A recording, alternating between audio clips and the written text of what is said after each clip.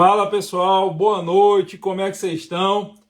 Sejam muito bem-vindos a mais uma live aqui, uma live que começou a dar polêmica antes mesmo dela existir, né? Quem acompanhou à tarde aí minhas redes sociais entendeu mais ou menos o que foi que aconteceu. Eu só fiz anunciar que ia fazer essa live e começaram na verdade os problemas para o meu lado aí.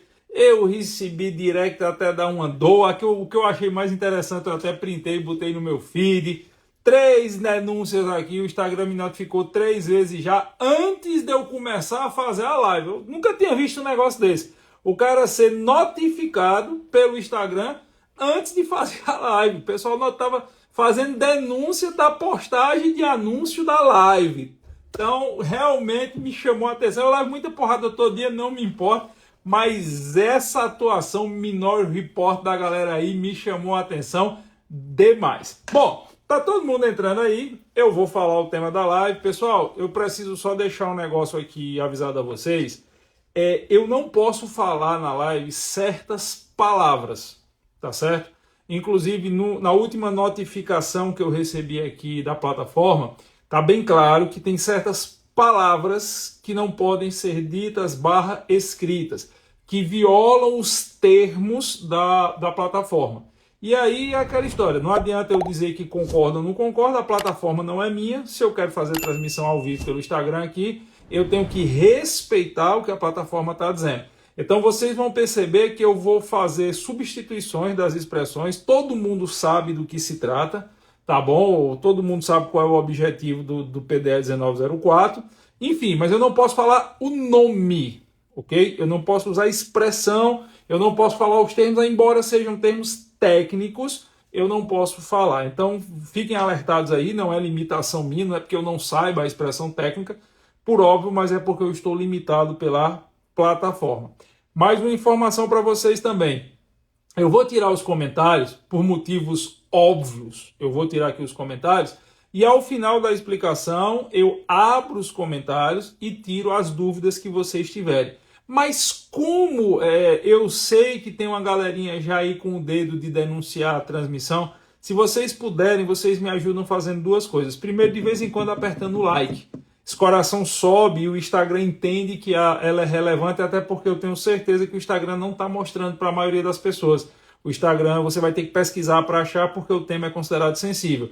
E segundo, se você mandar para essa live para alguém que você acha que precisa assistir, que gostaria de assistir, gostaria de entender. Beleza? Então eu vou tirar aqui os comentários, vou começar e daqui a pouco eu boto os comentários de volta. Se o Instagram deixar eu tirar os comentários. Vixe, cadê? Vixe, o Instagram já tirou um negócio meu aqui. Eu não posso mais tirar os comentários. Ih, lascou, foi tudo. Bom, então vai de novo, vai com comentário mesmo. O Instagram tirou a minha possibilidade aqui. Eu não sei porque é que eu me meto nessas coisas, bicho. O Instagram acabou de tirar minha possibilidade de desativar os comentários. Tô lascado mesmo. Vai ter que ir com comentário e tudo. Prepara porque vai acontecer. Tem não. Já me lasquei. Já tomei a primeira punição e nem comecei a falar. Eu acabei de perder a possibilidade de tirar os comentários. Mas bora lá. Começando, né, meu patrão? Tá no inferno para abraçar o cão, não custa nada. Galera, é o seguinte. Desde ontem está tendo uma discussão muito ferrenha, desde ontem está tendo uma discussão muito grande sobre um projeto de lei que foi aprovado na Comissão de Constituição e Justiça, na CCJ, para alterar o Código Penal no que tange aos crimes tipificados no artigo 124, 125, 126 do Código Penal, que são crimes ligados à interrupção do desenvolvimento gestacional, e também alterar as hipóteses de não caracterização do crime. Para que nós possamos entender o que é que esse projeto de lei propõe mudar, e aí eu já preciso alertar vocês que o que me motivou a fazer essa live foi a quantidade de mentiras que eu vi. Eu estava hoje na hora do almoço, estava fazendo minha refeição e estava ligado num determinado canal de TV a cabo, um canal jornalístico de TV a cabo. Não vou obviamente falar o nome, mas para quem tem Sky aí, ele fica antes do Vive e depois do Sport TV. E tinha uma pessoa fazendo um comentário sobre esse projeto de lei que eu parei, eu não assisto esses canais assim, mas eu parei e fiquei olhando e digo, meu irmão, eu não acredito que uma rede de televisão de abrangência nacional botou uma pessoa para falar um negócio, essa pessoa sequer leu, essa pessoa sequer parou para ler o projeto de lei. Então, para que nós possamos, primeiro, entender o que é que se propõe a mudar, certo? A gente precisa entender o que é que existe hoje. Hoje, por força do que está no Código Penal Brasileiro, Instagram, eu vou citar o que está na letra da lei. Código Penal Brasileiro que existe desde 1940. Por força do que está no Código Penal Brasileiro, o processo doloso de interrupção do desenvolvimento gestacional é considerado, em regra, crime, tipificado em 3 artigos diferentes. O 124, que é o autoaborto, produzir aborto em si mesmo e permitir que outro a faça. Instagram, pelo amor de Deus, o nome é o que está na letra da lei. Eu não tenho outro jeito de dizer a letra da lei, a não ser o que está escrito sob pena de incorrer em crime de fake news, tá bom? Que nem existe esse crime, mas vão me acusar. Então, 124, autoaborto, produzir aborto em si mesmo ou permitir que outro lhe o faça. É o crime praticado dolosamente pela mulher, pela gestante, que, sabendo-se grávida, tendo dolo, ou seja, tendo conhecimento que está gestante, tendo conhecimento que está grávida, ela interrompe por seus próprios meios a gestação ou, por exemplo, procura alguém para fazer isso para ela. Crime do 124. Artigo 125.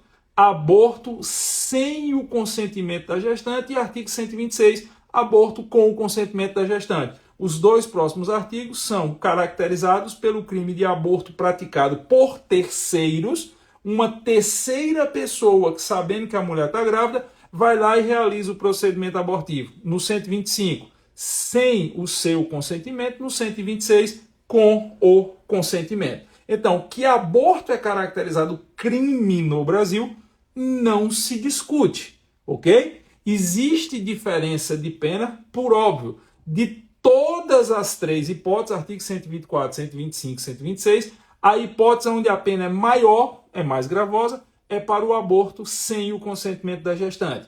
É bom que se destaque que no artigo 127 nós temos hipóteses que aumentam a pena do crime de aborto. Artigo 127. Se do procedimento abortivo a gestante sofrer lesão corporal de natureza grave e por consequência também gravíssima, a pena é aumentada, e se ela vier a falecer, a pena é aplicada em dobro. É isso que está na letra da lei. Lembrando também que não existe, olha a negativa das minhas palavras, não existe aborto culposo.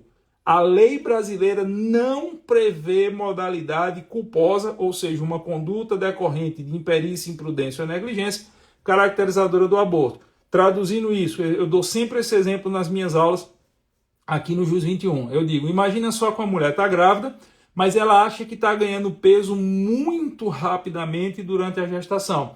E ela resolve tomar por conta própria um moderador de apetite nos primeiros meses da gestação, sem saber que esse moderador de apetite tem efeito abortivo. E ela acaba perdendo o bebê, ela acaba interrompendo sem querer a gestação. Isso seria uma conduta culposa, baseada em uma imperícia por parte da mulher. Isso não caracteriza crime. Para que você tenha crime do 124, 125, 126 e, por consequência, suas modalidades majoradas do 127, é necessário que haja o elemento subjetivo do dolo carreado à conduta. Esse é o primeiro ponto.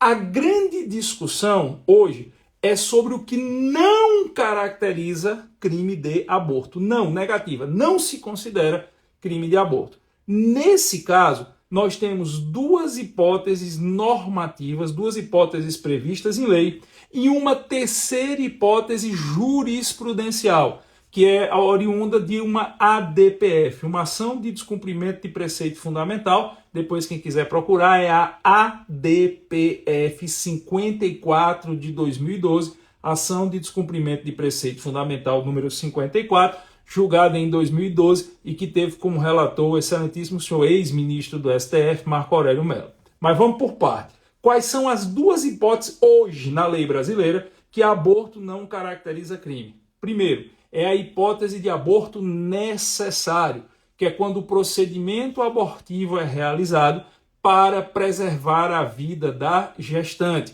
Existem situações onde é fundamental, segundo a medicina, que seja realizada a interrupção da gestação, sob pena de que você coloque em sério e notório risco a vida da gestante. O exemplo mais clássico que os livros de medicina legal, e aqui eu vou citar um clássico, o mestre paraibano Genival Veloso França, ou vou citar o doutrinador mais vendido do Brasil hoje de medicina legal, meu amigo Paulo Furtado. Segundo esses dois mestres, o exemplo clássico de aborto necessário é no caso da gravidez ectópica. É quando a mulher tem o desenvolvimento do feto não no útero, mas sim nas trompas. Eu não sei se todo mundo tem conhecimento de medicina legal, então assim, de uma forma muito rasteira, muito elementar, só para vocês entenderem.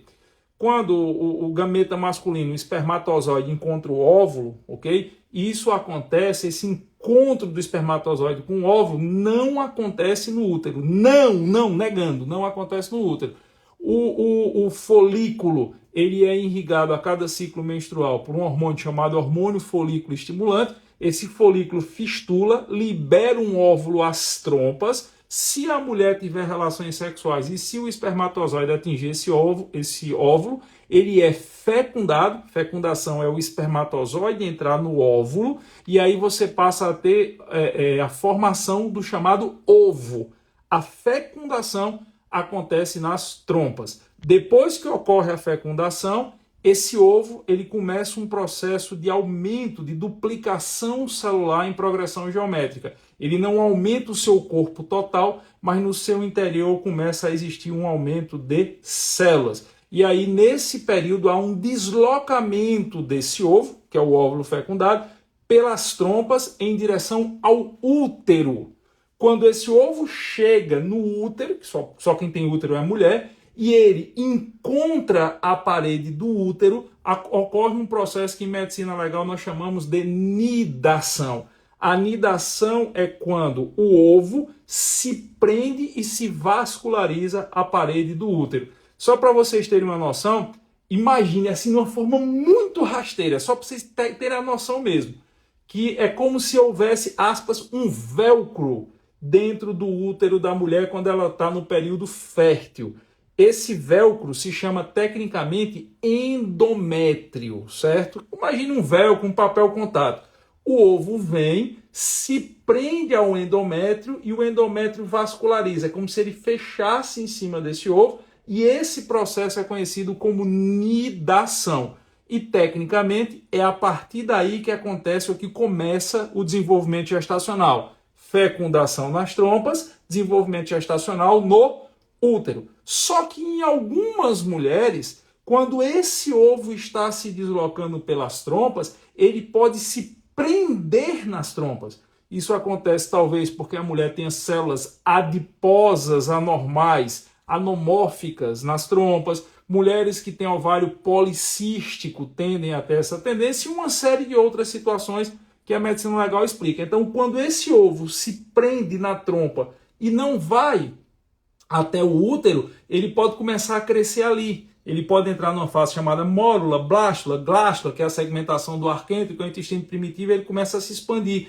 E a trompa não é calibrosa o suficiente para aguentar esse processo de expansão. É isso que a gente chama de gravidez ectópica. Se você deixar essa gravidez se desenvolver por muito tempo, vai romper a trompa, a mulher pode ter uma eclampsia, ela pode ter uma hemorragia incontrolável. Então, num caso como esse, a lei brasileira, só um exemplo, a lei brasileira permite que o aborto seja realizado. É o chamado aborto necessário. Outro exemplo de aborto necessário.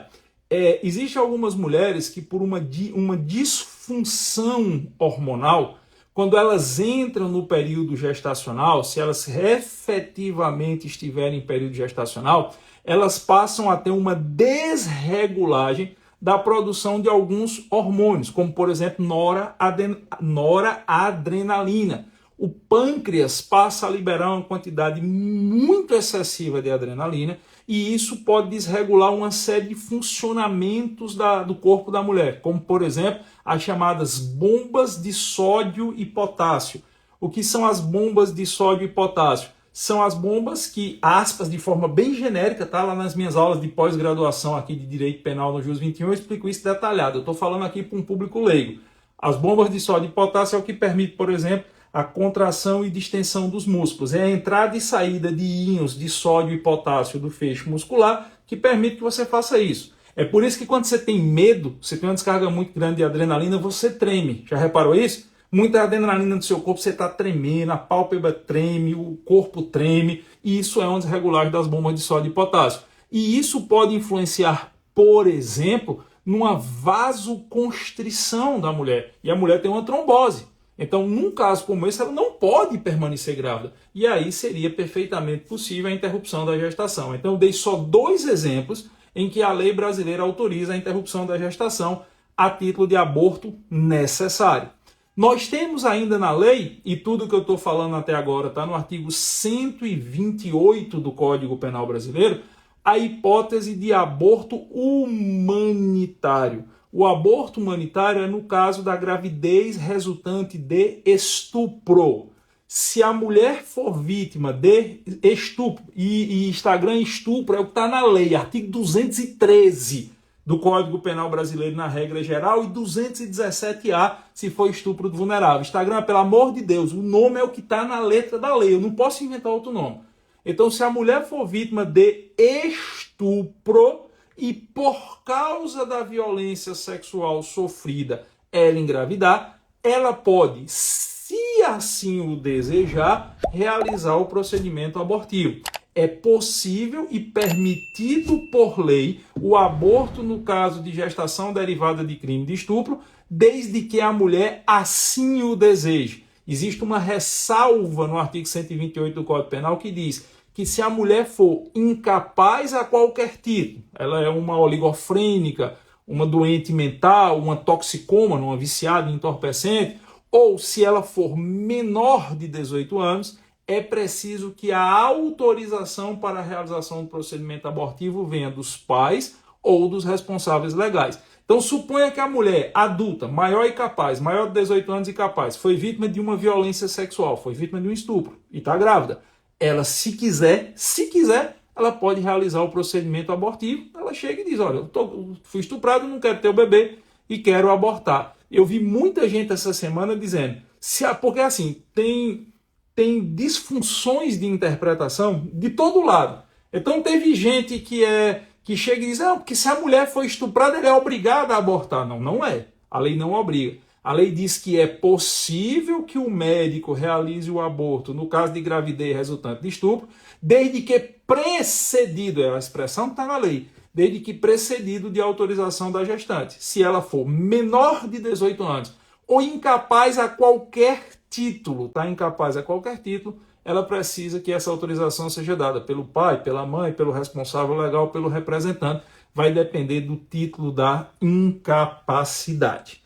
E nós temos uma terceira hipótese autorizadora do aborto, que, como eu disse, não está prevista na lei. É fruto da jurisprudência do STF. Não é jurisprudência de agora, como eu vi algumas pessoas falando, é de 2012. ADPF, Ação de Descumprimento de Preceito Fundamental, ADPF, número 54 de 2012, que teve como relator o excelentíssimo senhor ex-ministro Marco Aurélio Mello. Na ADPF 54, ficou estabelecida a possibilidade da mulher realizar o procedimento abortivo no caso de gestação de anencéfalo. O que é uma gestação de anencéfalo ou o que é uma anencefalia? Mais uma vez eu vou recorrer aos mestres da medicina legal, Genival Veloso França e professor Paulo Furtado. Durante o desenvolvimento do embrião, essas primeiras semanas, porque ninguém conta de desenvolvimento embrionário em meses, tá? É errado. Ah, porque a criança nasce com 9 meses. Não, você conta em semanas. Durante as primeiras semanas do desenvolvimento gestacional, vai existir uma intensa atividade de especialização do funcionamento do embrião. Então, como eu disse, o embrião vai passar por uma fase de mórula, blástula, glástula. Depois que ele passa pela fase de glástula, ele começa uma segmentação do que nós chamamos de arquêntrio. Esse arquêntrio é uma espécie de intestino primitivo que, quando ele segmenta, ele dá início à formação da coluna cervical. Nós somos cordatos. Dentro da sistemática das espécies, nós somos seres cordatos. Significa que, após o início da formação do arquêntrio, do intestino primitivo, você começa a formação da segmentação dos 14 níveis embrionários originários da coluna cervical. Pois bem, durante essa fase, pode acontecer de algumas células-tronco não se especializarem. E aí você pode ter dois efeitos. O primeiro efeito é a não formação da massa encefálica. Seria a primeira hipótese de anencefalia. E aí, sem entrar muito em especificidades, tá? Vamos pensar só na generalidade aqui, porque a parte mais técnica eu ministro aqui nas minhas aulas de pós-graduação no JUS 21, mas na generalidade é mais ou menos assim. Ou você não forma a massa encefálica, o cérebro, a cabeça, não é nem a cabeça crânio, é osso, é a massa encefálica, ou formando a massa encefálica, não há especialização na formação dos neurônios. Os neurônios são nossas células nervosas. Você pensa, sonha, fala, sente, ama por causa de troca de impulsos nervosos entre essas células, as chamadas sinapses neuroniais. Giovanni, que diabo é uma sinapse neuronial? É quando há uma transmissão de uma corrente elétrica, ele vem por um neurônio, entra no neurônio, passa pela membrana plasmática do neurônio, vai perdendo potência, chega naquele rabinho do neurônio, que é chamado de axônio. Lá tem um negócio chamado bainha de mielina. A corrente elétrica passa pela bainha de mielina, é potencializada, o neurônio estimula a liberação de neurotransmissores, porque um neurônio nunca toca no outro, corrente sanguínea passa por esse neurotransmissor, entra em outro neurônio e o ciclo se repete a uma velocidade fantástica, milhões e milhões de vezes a cada milésimo de segundo. Isso são as sinapses, é isso que me permite dar, por exemplo, essa aula. Você pode ter casos onde não há formação da massa encefálica ou, ainda existindo a formação da massa encefálica, não há a especialização das células em neurônios. Nesse caso, você tem a chamada anencefalia total. A vida daquele embrião fora do meio intrauterino é impossível, segundo a ciência. Uma outra hipótese, essa bem mais rara, é não se formar a ligação final da coluna cervical com a massa encefálica. Existem registros nos livros de medicina legal, onde o cérebro está formado, mas ele não se conecta com o restante do corpo. Isso também possibilita a vida fora do meio intrauterino. Então, em casos caracterizadores de anencefalia total, o STF autoriza a realização do procedimento abortivo. Em nenhum desses três casos, nenhum deles, aborto no caso da gravidez que coloca em risco a vida da gestante, aborto no caso de estupro e aborto no caso de anencéfalo, em nenhum desses três casos, a lei exige ordem judicial prévia, não precisa, e não há limitação de lapso temporal. Esse procedimento abortivo ele pode ser feito com base na lei, ele pode ser feito a qualquer tempo do desenvolvimento gestacional do embrião. Então não existe, de novo, não existe essa história de que a mulher foi estuprada e ela tem que pedir uma autorização ao juiz para abortar. Não. Se a mulher chega no consultório ou no hospital público, pega o exemplo aqui de Pernambuco, o IMIP, que é o hospital de referência para esses casos, e ela diz que ela foi vítima de estupro, existe um protocolo estabelecido pelo CFM é Conselho Federal de Medicina, que é ajustado à realidade de cada local pelo CRM, pelos Conselhos Regionais de Medicina, estabelecendo qual é o procedimento, inclusive de atuação de equipe multidisciplinar, médicos, obstetras, quase que não sai, psicólogos, assistentes sociais, nesse caso. Mas em nenhuma das três hipóteses, de novo, em nenhuma das três hipóteses é necessário autorização judicial prévia. E a lei não traz limitação de lapso temporal.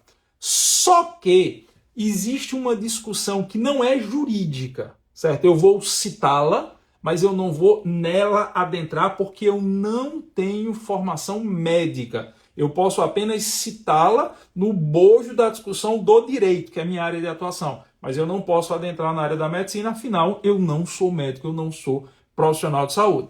Existe uma discussão, e essa discussão não é de hoje. Vocês terem uma ideia, eu entrei na Faculdade de Direito do Recife, da Universidade Federal de Pernambuco, onde eu tenho muito orgulho de ter sido aluno, a casa de Tobias Barreto, aquele prédio lindo que tem lá no 13 de maio. Eu entrei lá nos anos 90. E nos anos 90 já tinha essa discussão. Então quem diz que essa discussão é de hoje é fake. Tá mentindo. Essa discussão vem desde 1994, 95, que eu já escutava falar sobre ela. Que era sobre até onde seria efetivamente interrupção do desenvolvimento embrionário e a partir de onde, dali para frente, não seria mais tecnicamente correto falar em aborto. E existe uma discussão se aborto seria até a 20ª semana, até a 22ª semana, e se depois disso deixaria de ser considerado aborto.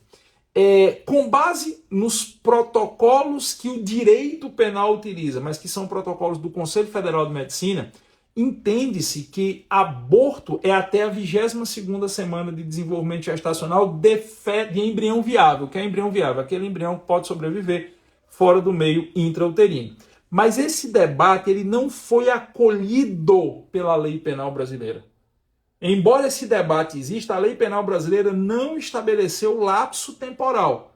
A lei penal brasileira não disse só pode realizar o aborto nas hipóteses lícitas até tal semana. Pelo que está na lei brasileira hoje, a mulher até o momento anterior ao início do trabalho de parto, ela nessas três hipóteses que eu coloquei, ela pode realizar o procedimento abortivo. Em que pese, de novo, existe esse debate médico ali, se é só até a 20ª semana, até a 22ª semana. Objetivando solucionar essa celeuma entre o direito penal e a medicina, já foram propostos diversos projetos de lei desde que eu sou professor de direito penal. Eu sou professor de direito penal há 25 anos. A coisa que eu mais estudei na minha vida foi crimes contra a vida. Eu fui o primeiro professor do Nordeste a ministrar aula de crimes contra a vida para o Supremo Tribunal Federal no Saber Direito TV Justiça. Quando o TV Justiça foi lançado, eles convidaram 10 professores de direito penal, só eu do Nordeste, eu fui o primeiro a dar aula lá sobre crimes contra a vida. Vocês acham eu bem maguinho, bem novinho, vocês veem o tempo que eu mexo com isso. E eu devo ter visto pelo menos uns 20 projetos de lei tentando alterar o Código Penal para dizer o que é, até onde pode acontecer o aborto legal e não pode acontecer.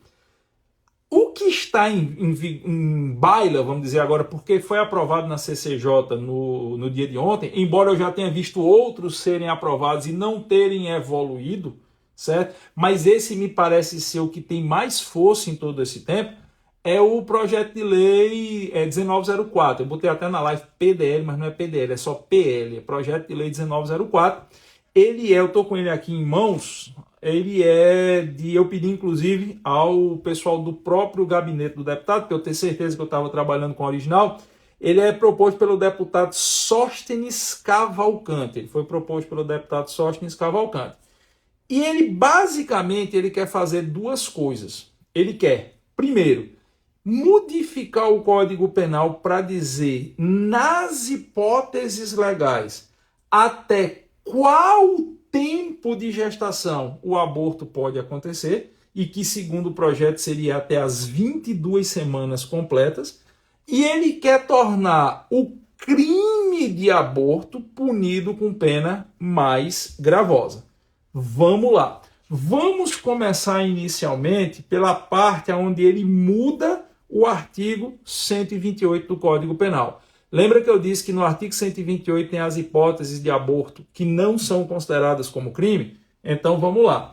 Por esse projeto de lei, o artigo 128 passa a ter um parágrafo único que diz: se a gravidez resulta de estupro e houver viabilidade fetal presumida em gestações acima de 22 semanas, não se aplicará a excludente de punibilidade prevista nesse código.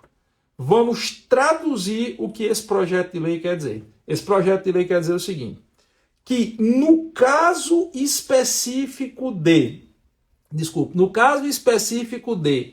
aborto, porque coloca em risco a vida da gestante, continua sem prazo. O aborto necessário, que eu expliquei para vocês no começo da nossa live, o aborto necessário, que é aquele aborto que é feito para salvar a vida da gestante, ele continua exatamente como está, ele não muda. Por quê? Porque você não tem como saber quando é que uma mulher vai ter, por exemplo, uma pré-eclampsia. Você tem casos de mulheres que têm 25 semanas, 28 semanas de desenvolvimento gestacional normalíssimas. Não tem um enjoo. Quando chega ali 29 e 30, ela está em pré-eclampsia e tem certas situações que ou você interrompe a gestação, a mulher vai morrer. Quem tem que dizer isso é o médico. De novo, eu não tenho formação médica.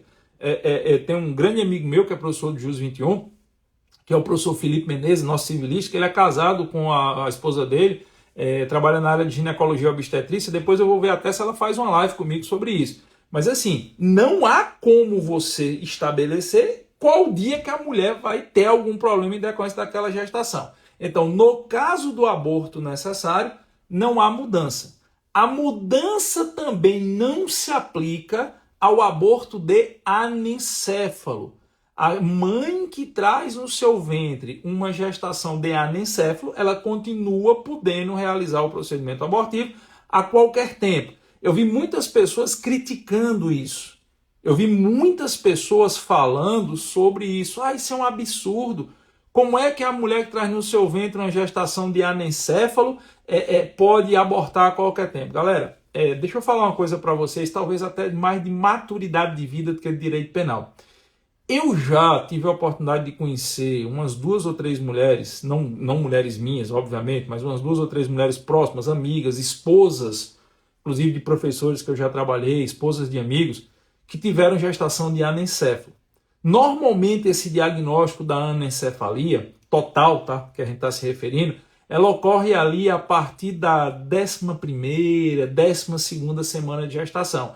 Existem ultrassons mais modernos que conseguem detectar isso antes, ali 9ª, 10ª semana. Mas eu estou partindo do básico, do elementar, que é aquela mulher que está fazendo um acompanhamento pré-natal e que começa a fazer ultrassons, até ultrassom com Doppler ali, a partir da 12ª semana. Quem tem mais dinheiro faz uma sexagem fetal para saber o sexo, mas é 12, 14 semanas ela faz os ultrassons que dão uma noção melhor do desenvolvimento embrionário. Então eu conheço casos de mulheres que ali com 14 semanas, 15 semanas, que dão quase 4 meses, descobriram que tinha uma gestação de anencéfalo. E aí já está com 4 meses quase, 16 semanas. E aí a mulher, nem toda mulher, ela é instantânea. Descobriu que está com gestação de anencéfalo, amanhã ela toma a decisão se quer abortar ou não. A gente está falando de vidas, de sonhos, de planejamentos. A gente está falando de expectativas que são criadas no casal. Você não pode, obviamente, querer mensurar o tempo que uma mulher vai levar para entender se ela quer arriscar levar aquela gestação de anencéfalo até o final, se não vai levar essa gestação de anencéfalo até o final. Então, isso efetivamente é uma marca psicológica. Que você não tem uma régua para dizer. Eu conheci casos de uma mulher que descobriu ali com 15 semanas que trazia no seu ventre um feto de anencéfalo total e ela, por 3 vezes ao longo da gestação, ela decidiu que gostaria de abortar. Só que quando chegava no dia, ela desistia. Como é que você vai criticar uma mulher dessa? Qual é a culpa que essa mulher tem? De não estar preparada psicologicamente para interromper a gestação. Até que ela resolveu ali já por volta, sei lá, de 38, 39 semanas, disse, não, eu sei que ele não vai sobreviver, mas eu quero ter ele nos meus braços. E ela teve o bebê. O bebê, obviamente, sobreviveu poucos minutos fora do meio intrauterino, mas ela disse que se sentiu realizada em tê-lo. E eu também conheci um caso de uma mulher que resolveu que queria ter o feto anencefalo, mas que quando ia chegando mais perto, ela disse que não tinha estrutura psicológica. E você vai punir essa mulher que não tem estrutura psicológica como se a culpa fosse dela? Isso não faz o menor sentido.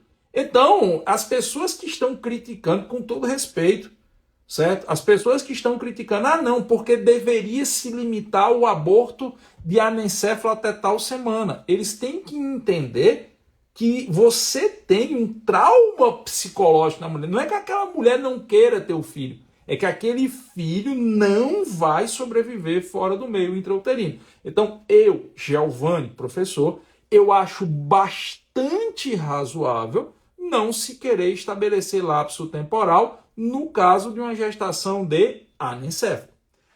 O que o projeto de lei quer alterar é no caso da gravidez resultante de estupro. A gravidez resultante de estupro.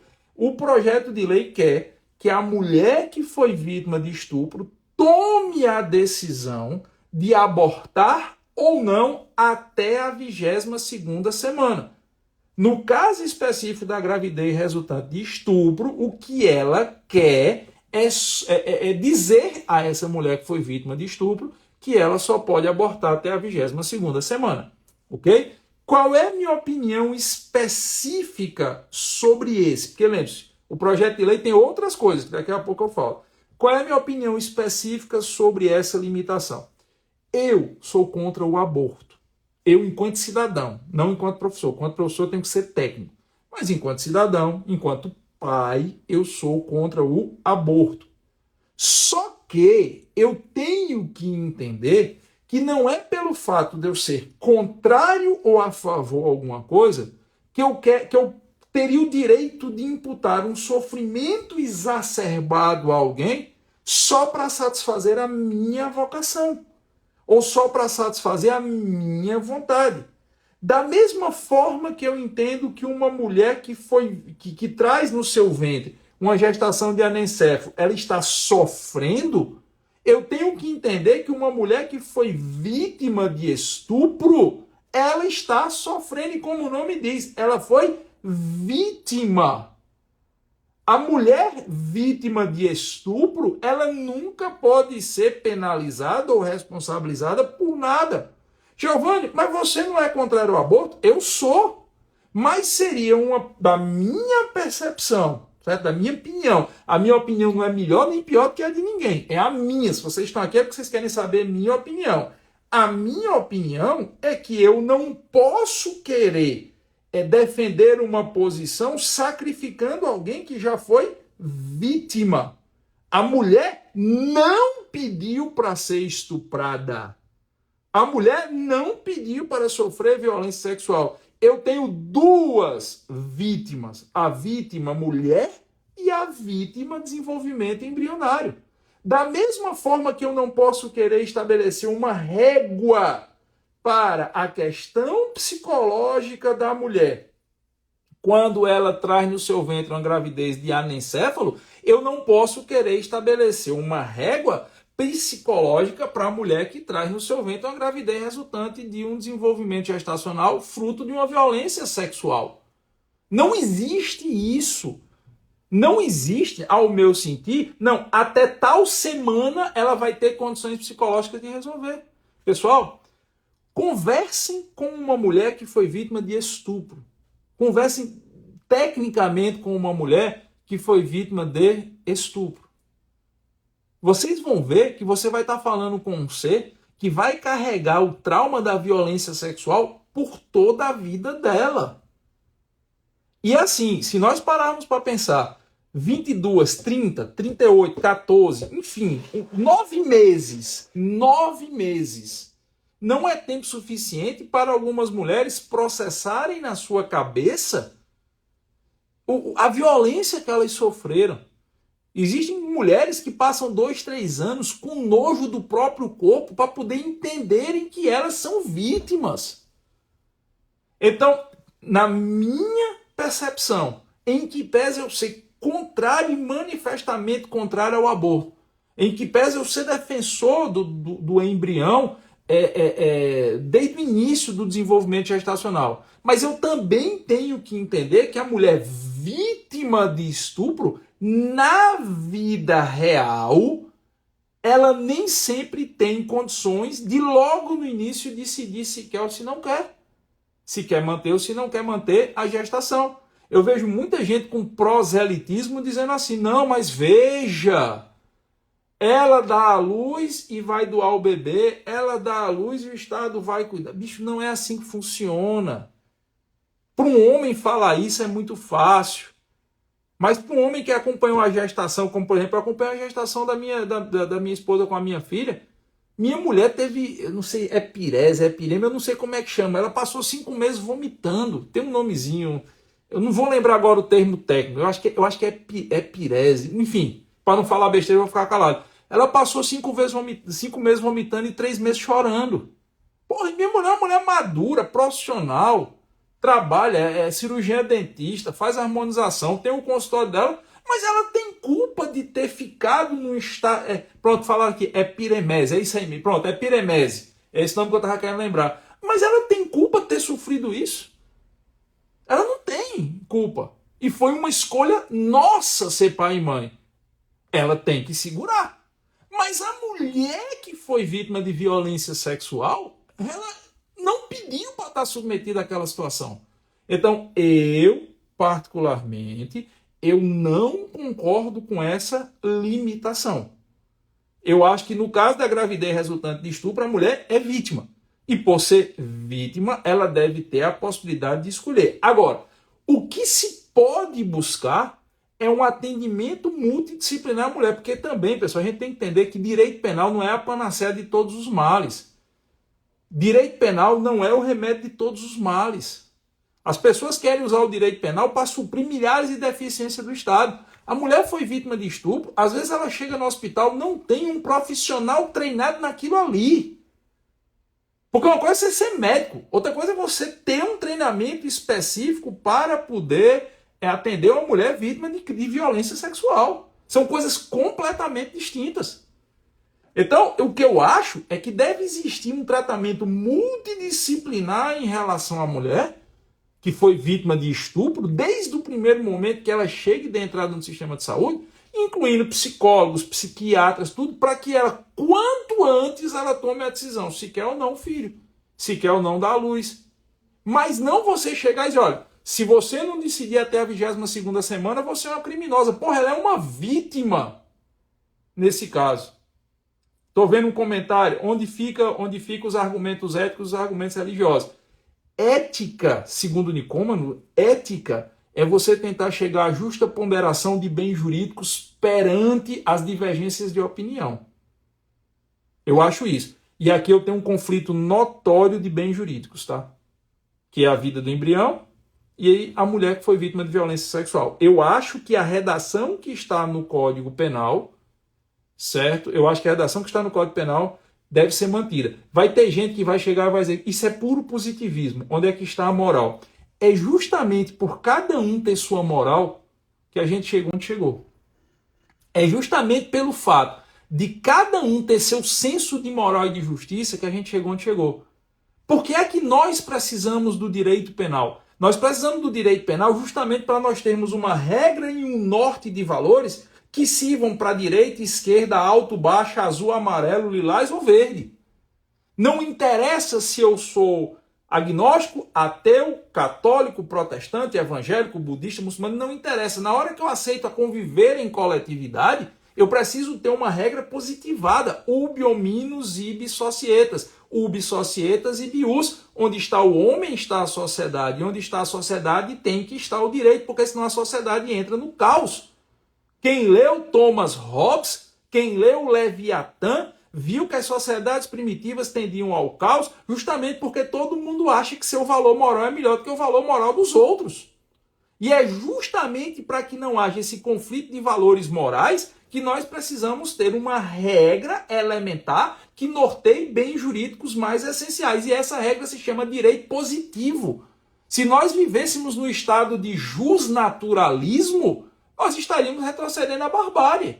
Da mesma forma que eu abro a boca e critico e digo, poxa, o STF está inventando norma para atender os interesses deles?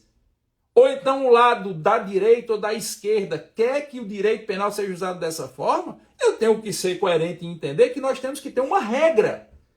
E essa regra ela tem que ser positivada. Porque se ela não for positivada, ela vai estar influenciada por valores morais. Do mesmo jeito que eu não quero uma Suprema Corte, por exemplo, dizendo que pode abortar de todo jeito, eu não quero uma Suprema Corte dizendo que não pode abortar de jeito nenhum. Eu acho que deve existir tudo uma justa medida. Então, ao meu sentir, para o crime de estupro, existe sim a justa medida na redação atual do Código Penal. Por isso que nesse ponto eu sou contra. Agora, em relação à alteração das penas, eu sou favorável. Eu vi algumas pessoas dizendo o seguinte, olha, mas a pena para a mulher que realize o aborto, fora das hipóteses previstas em lei, vai ficar maior do que a pena do estuprador. Então o erro é que a pena do estuprador está pequena. Então vamos defender o aumento de pena para o estuprador. Olha, eu detesto bandido. Eu detesto criminoso. E de todos os criminosos, o que eu mais tenho repugnância se chama estuprador. De todos. É o que eu mais tenho repugnância. É o estuprador. E eu acho que o tratamento jurídico processual que é dado contra os estupradores no Brasil é brando, poderia ser mais severo. Giovanni, você acha que o correto seria aumentar a pena? Eu tenho uma teoria, eu sempre defendi isso, que o que demove a prática do crime não é o tamanho da pena. Isso é direito penal simbólico. Eu digo muito isso nas minhas aulas aqui do Jus 21. Isso é direito penal simbólico. Ah, não, se você pegar a pena do homicídio e botar em 100 anos, vai continuar tendo crime de homicídio. Se você pegar a pena do roubo e botar em 1000 anos, vai continuar tendo crime de roubo. O que demove o crime, primeiro, é a repressão. O que demove o crime, primeiramente, é o combate. Se você não combate o crime, ele vai se expandir. Veja o que está acontecendo nas comunidades do Rio de Janeiro depois da fatídica decisão do excelentíssimo senhor ministro Nelson Fachin lá em 2020. E segundo, é a certeza da punição. É muito melhor você pegar um cara que cometeu um crime de homicídio e está condenado a 20 anos e deixar ele 20 anos preso do que você botar a pena do crime de homicídio para 200 anos. Então, o que eu acho é que nós precisamos ter um tratamento processual bem mais severo para o estuprador. Não é que seja errado aumentar a pena do aborto, embora eu acho que não vai mudar muito do cenário de aborto que está acontecendo no Brasil. Mas eu acho que é errado ter um tratamento para o estuprador que nós temos hoje. Não faz sentido você ter pessoas condenadas por crime de estupro que passaram ali 8 anos em regime fechado, 6 anos, 7 anos. O que é 6, 7 anos para alguém que estuprou uma pessoa? Não faz o menor sentido. Então, assim, se o nosso legislador quer aumentar a pena do aborto, não tem problema que aumente a pena do aborto. Se ao fazer esse aumento da pena do aborto, a pena do estuprador se tornou menor, então é porque existe um problema com a pena do estuprador. Também vamos aumentá-la. Embora eu ache que só aumentar a pena não resolve nada. Direito penal não é panaceia de todos os males. Direito penal não é cura para todas as dores. Direito penal é última ratio. Direito penal é a última linha de defesa. E aí, pessoal, vem mais uma opinião, certo, pessoal? Hoje, o grande mal do direito penal é que ele está sendo discutido por pessoas que são baseadas em emoções e não em razoabilidade. O objetivo do direito penal deve ser encontrar a justa medida do convívio social. Vai ter sempre alguma coisa que eu não concordo, vai ter sempre alguma coisa que eu quero, vai ter sempre alguma coisa que eu fui frustrado. As pessoas estão analisando os dispositivos normativos ou as propostas como se fosse um jogo de futebol, como se fosse um Fla-Flu, um esporte náutico, um Fortaleza e Ceará. Direito penal não pode ser motivado, baseado em emoções. Tem um filósofo que eu gosto muito, chamado Eduardo de las Loisas. Ele é espanhol. E ele dizia, no começo do século XX, antes da Primeira Guerra Mundial, Eduardo de las Loisas dizia assim, o direito penal ele precisa ser redigido pelos ponderados. O direito penal precisa ser redigido pelos mansos. E o direito penal precisa ser redigido por aqueles que, embora políticos, se dispersam, tirem a capa da política e pensem no que é mais razoável para o contexto da sociedade. Então, na hora que os caras pegam esse projeto aqui, em vez deles fazerem a ponderação, o que é que pode ser visto à luz do positivismo, o que é que não pode ser visto? A pena se tornou mais gravosa, por exemplo, para a mulher que aborta do que para o estuprador, então vamos rever a pena do estuprador. Eles tomam isso como se fosse um conflito político. Ah, se você é a favor do projeto de lei, você é bolsomínio de direita nazi-fascista. Você é contra, você é esquerdista, você é isso, você é aquilo, você é lulista. Cara, o direito penal, enquanto ele estiver vivendo sobre isso, sabe o que é que vai acontecer? O direito penal vai deixar de ter validade e a gente vai estar sujeito à vontade de poucos, que são os julgadores. Ponto. Acabou-se. Então, ao meu sentir, o que é bom aqui? O aumento da pena do estupro? Ok. Mas seria bom aqui se você tivesse um tratamento processual mais rigoroso ainda. Cara, se o estuprador for condenado a 20 anos de cadeia e ele passar 20 anos na cadeia, já é muita coisa. Ah, ele vai ser ressocializado em 20 anos? Não vai. Cadeia não existe, a meu sentir, para ressocializar ninguém. Cadeia existe para tirar de circulação pessoas que em liberdade colocam em risco o restante da coletividade. Eu prefiro um estuprador 20 anos preso, 20 anos longe da sociedade, mesmo que não saia ressocializado, do que uma falsa percepção de ressocialização, ele com 4, 5, 6 anos na rua. Quem pratica o aborto, vamos punir de forma mais severa? Bora, tudo bem. Mas desde que a pena seja efetivamente cumprida. Muito mais eficiente do que estar pensando em mexer em pena ou em excludência de punibilidade no Código Penal, era pensar em mexer na sistemática de progressão de regime no Brasil. Essa questão, essa falácia da ressocialização. E outra. O direito penal, na verdade, ele não pode se afastar da premissa da chamada realidade posta. Tem uma frase que tem um cara do Pânico, chamado Emílio Zurita, que eu gosto muito, que ele fala a bigorna da realidade. A bigorna da realidade, quando cai na cabeça de alguém, você pode ser penalista, não ser penalista, ela vai bater de todo jeito em você. Existem algumas discussões onde as pessoas que estão discutindo, elas vivem em um mundo teórico. Exemplo. O pessoal diz, não, vamos discutir a proibição da maconha. Eu sou contra a maconha. Eu sou contra o tráfico de droga. Mas vocês já andaram na Avenida Paulista, em São Paulo, em qualquer hora do dia e da noite? Como é que você acaba com aquele consumo? É a bigorna da realidade. Perceberam? Tem gente que diz, não, nós temos que regular e acabar com a questão das bets, dos bingos online, dos jogos online. Eu sou contra, eu já vi gente perder tudo nos bingos online. Mas cara, bigorna da realidade, como é que você controla o que está no celular do cara usando VPN? A mesma coisa é essa história do aborto aqui, de limitar por semanas. Como é que você vai controlar isso, entendeu? Então eu acho que nesse caso é muito melhor você combater quem faz o aborto ilegalmente, que é a regra, porque aborto continua sendo proibido, certo, no Brasil, do que você tentar vitimizar mais ainda a mulher quando ela foi vítima, por exemplo, de um crime de estupro.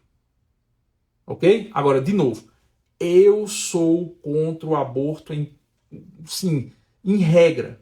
Eu acho que as hipóteses de aborto estabelecidas em lei, elas são razoáveis. Eu queria que não houvesse aborto de jeito nenhum. Mas, de novo, se eu sou um penalista, eu não posso querer que a minha moral se imponha a todos. Porque senão vira o conto da aia. Vai que agora quem tem poder acha que mulher não deve sequer falar.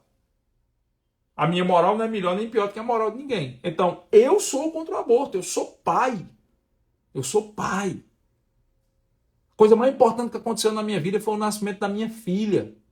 E eu queria que todas as crianças nascessem. Mas, como eu não posso ter 100% do que eu desejo, até porque o direito penal não é dar 100% do que um quer e deixar o outro sem nada, eu acho que as hipóteses legais que nós temos, aquelas 3 que eu citei no começo da live, elas são bastante adequadas à nossa realidade. Agora, acho sim que a gente tem que sentar o sarrafo com muito mais força no sentido processual, tá? É uma expressão no sentido processual. A gente tem que sentar o sarrafo com muito mais força nos estupradores, nas pessoas que praticam aborto fora das hipóteses permitidas em lei, e sentar o sarrafo processual não é necessariamente você pegar uma pena de 20 e botar 40. É garantir que o indivíduo condenado a 20 cumpra 20 anos. Mas essa discussão ninguém quer fazer. Por quê? Porque é difícil. Papel aceita tudo, né? Rede social repercute tudo. Agora, vai aplicar isso na prática. Bom, essa é a minha posição. Eu fiz questão de demonstrar...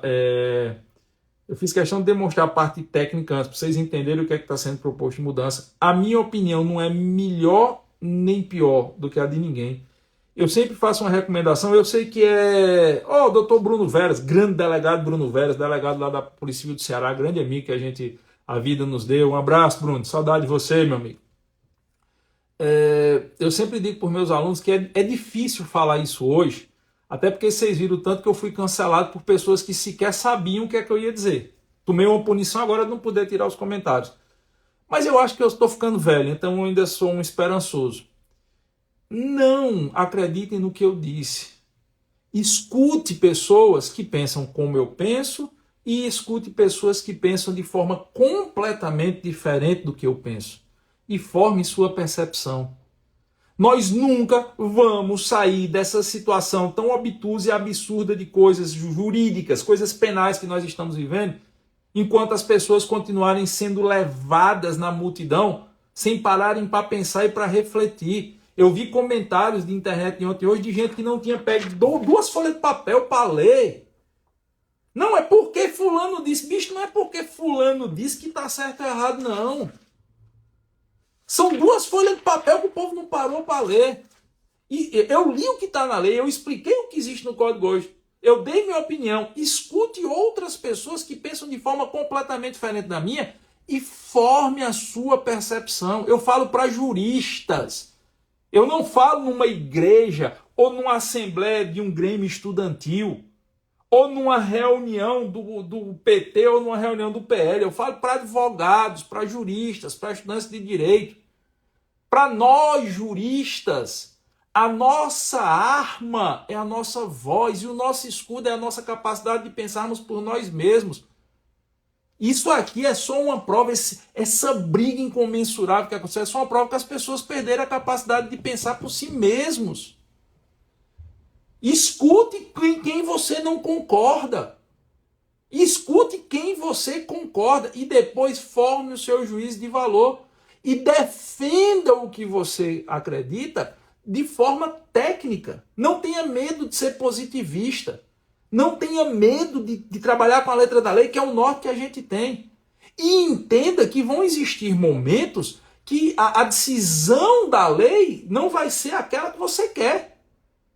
E que por mais que você discorde, você não pode declarar guerra à sociedade. Porque é justamente isso que nós estamos vivendo hoje. Aí eu vou correr um risco gritante. Nós vivemos hoje num país onde a nossa Suprema Corte decidiu que direito é o que ela quer. E eu não concebo viver numa sociedade onde o direito é aquilo que um julgador quer. Eu temo uma sociedade onde vale a vontade de um julgador. Eu prefiro milhares de vezes viver numa sociedade onde o que vale é a regra da lei, ainda que eu não concordo com a regra da lei. Eu prefiro que exista uma regra normativa que se aplique a João e José, a direita e esquerda, a azul e amarelo, do que existir uma vontade que se aplique a quem o julgador assim bem desejar. É por isso que eu não tenho o menor pudor de dizer, para o direito penal, eu sou sim positivista. Embora o direito penal, às vezes, esteja de encontro à minha moral pessoal. Da porta da minha casa para dentro, eu vou fazer de tudo para que nunca haja aborto. Mas eu não posso também não entender que existem hipóteses em que o aborto é permitido por lei. E que eu concorde ou não, está previsto em lei. E pelo menos está previsto em lei. Ruim é se existisse alguém que dissesse, você pode abortar, você não pode. Aí seria complicado. Certo? E o Guilherme Pereira e o Flávio Bosch falou uma frase, eu inclusive Inclusive, eu queria pegar essa frase aqui. Tipo a lei do terceiro Reich, a entrega dos judeus, estava na lei. Professor, não é bem assim. Eu sempre escuto esse argumento quando eu digo que bom é viver baseado na lei. O terceiro Reich foi uma sociedade disfuncional. Assim como, por exemplo, a Rússia stalinista, por motivos diferentes. E por que foi uma sociedade disfuncional? Porque foi uma sociedade que aceitou ser comandada pela moral e pela vontade de poucos. Antes do terceiro Reich nazista, existia a República de Weimar, na Alemanha, que foi a república que se formou após a Primeira Guerra Mundial. Após o Tratado de Versalhes, que degradou a Alemanha, surgiu um novo complexo jurídico na Alemanha, chamado República de Weimar. E os chamados galés-cassés, como os franceses, depois vocês pesquisem esses termos aí, os galés-cassés, os caras quebradas, que eram como os franceses chamavam os miseráveis, frutos da desgraça econômica que a Primeira Guerra promoveu na Alemanha e de todo o peso do Tratado de Versalhes sobre os alemães, os galés-cassés, eles trocaram a lei por alguém que dizia saber o que era melhor para o povo. E aí criou-se o Terceiro Reich, que é uma sociedade completamente disfuncional. E a partir do Terceiro Reich, os juízes do Terceiro Reich disseram que as leis da República de Weimar não valiam mais e criaram novas leis baseadas naquilo que o Reich queria. Então, você dizer que o que está acontecendo hoje no Brasil é o mesmo que aconteceu na Alemanha, você está admitindo que a sociedade brasileira é tão disfuncional quanto a sociedade alemã era. E é justamente para que a gente não chegue nessa sociedade disfuncional que eu acho que nós temos que pensar pelos nossos próprios meios. Lembre-se que na Alemanha todos levantavam a mão na saudação ao líder nazista, ainda que esse líder tivesse colocado na lei, com a ajuda dos juízes do Reich, que homens, mulheres e crianças seriam levados para campos de morte e concentração, onde a humanidade andou extremamente longe, que são chamados pelos locais onde existiam Treblinka, Sobibor, Auschwitz, Dachau, onde crianças eram executadas no gueto de Varsóvia simplesmente porque eram judias, onde mães viam as filhas serem arrancadas dos braços simplesmente porque eram judias. Se você usa como argumento uma sociedade disfuncional dessa para discutir direito penal, você já está admitindo que o direito penal está morto. Eu espero que o direito penal não esteja morto no Brasil. Enquanto eu acreditar que ele está vivo, eu acho que as discussões são válidas. As discussões técnicas e as discussões jurídicas. Mas, de novo, eu não sou o senhor da verdade. Eu apenas trouxe a minha posição. Escute pessoas que pensam diferente. Agora, por favor, não tire a voz das pessoas que pensam diferente de você. Fizeram isso comigo hoje. Quem me acompanhou ao longo do dia nas redes sociais viu o tanto de porrada. Não tire a voz das pessoas. Olhem para o que está escrito. E ainda que a outra pessoa não concorde com você, deixe ela falar. Porque da mesma forma que tem gente de um lado querendo calar, tem gente do outro querendo calar. E daqui a pouco está todo mundo em silêncio. E muito poucos que controlam um lado ou outro é que vão falar. E aí, meu amigo? A sociedade disfuncional que criou o Reich,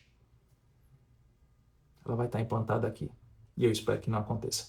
Beleza? Papai do Céu abençoe todos vocês. Um cheiro para quem for de cheiro e um abraço para quem for de abraço.